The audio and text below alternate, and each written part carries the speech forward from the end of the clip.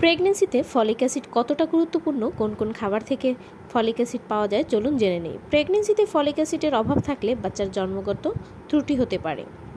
বাচ্চার প্রত্যেকটা অঙ্গপ্রত্যঙ্গ বিকাশের জন্য ফলিক অ্যাসিড খুবই গুরুত্বপূর্ণ। প্রত্যেকটা মাকেই প্রেগন্যান্সি শুরু থেকে শেষ পর্যন্ত ফলিক অ্যাসিড খেতে হবে। ফলিক অ্যাসিড সাপ্লিমেন্ট খাওয়া শুরু করতে হবে। ওষুধ খাওয়ার সাথে সাথে এমন কিছু খাবার আছে যেগুলো খেলে আপনি ফলিক অ্যাসিড পেতে পারেন। যেমন 1. মসুর ডাল যেটাতে 175 মাইক্রোগ্রাম ফলিক অ্যাসিড রয়েছে, যেটা একটা প্রেগন্যান্সি মায়ের জন্য অনেক প্রয়োজনীয়। 2. বাদাম যেটাতে 175 মাইক্রোগ্রাম ফলিক অ্যাসিড রয়েছে।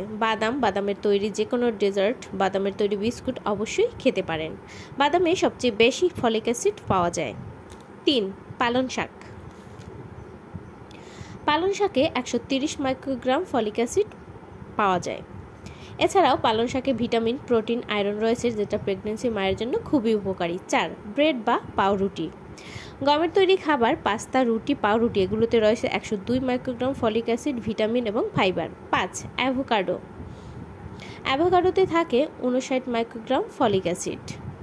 6. লেবু, কমলা লেবু এগুলোতে থাকে ভিটামিন সি এবং 75 মাইক্রোগ্রাম ফলিক অ্যাসিড। 7. ব্রোকলি একটি হেলদি এবং ভিটামিনে ভরপুর একটি খাবার। এতে মিনারেল, পটাশিয়াম এবং 52 মাইক্রোগ্রাম ফলিক অ্যাসিড রয়েছে। 8.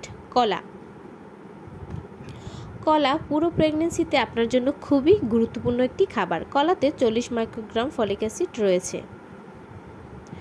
9. ডিম।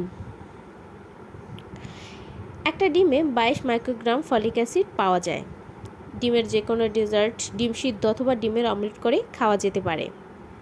প্রেগন্যান্সির প্রথম 3 মাস সব খাবার খেলেও অনেকেই বমি করে থাকে, তাই প্রথম দিকে অবশ্যই ডাক্তারের পরামর্শ অনুযায়ী সাপ্লিমেন্ট শুরু করতে হবে এবং সাথে সাথে এই খাবারগুলো খেতে হবে। ভিডিওটি আপনার উপকারে আসলে অবশ্যই আমাকে কমেন্ট করুন। আরও ভিডিও পেতে পেজটি ফলো দিয়ে পাশে থাকুন। Thanks for watching. ফলো পিওস ব্লগ।